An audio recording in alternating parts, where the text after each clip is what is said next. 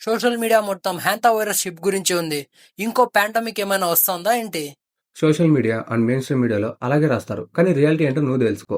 హ్యాంతా virus అనేది ఇప్పుడొచ్చింది కాదు. అది 1950s నుంచే ఉంది. ఇక ఆ న్యూస్ విషయానికొస్తే నువ్వు చూసిన దాంట్లో సగం నిజం, సగం అబద్ధం. సరే, మరి ఆ షిప్ ని ఏ కంట్రీ కూడా ఎందుకు రానిచ్చుకోవడం లేదు? డీటెయిల్‌గా చెప్తా విను. ఒక డచ్ కపుల్ నెదర్లాండ్ నుంచి వాళ్ళ డ్రీమ్ ట్రిప్ అని వైల్డ్ డైరెస్ట్‌లో తిరుగుతూ ఉన్నారు.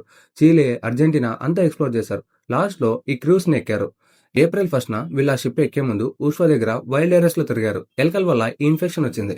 ఈ ఇన్ఫెక్షన్ స్లోగా ఎక్కడం వల్ల ఏప్రిల్ 11న ఆయన షిప్‌లోనే చనిపోయాడు. 13 డేస్ ఆయన బాడీ షిప్ కోల్డ్ స్టోరేజ్‌లోనే పెట్టారు.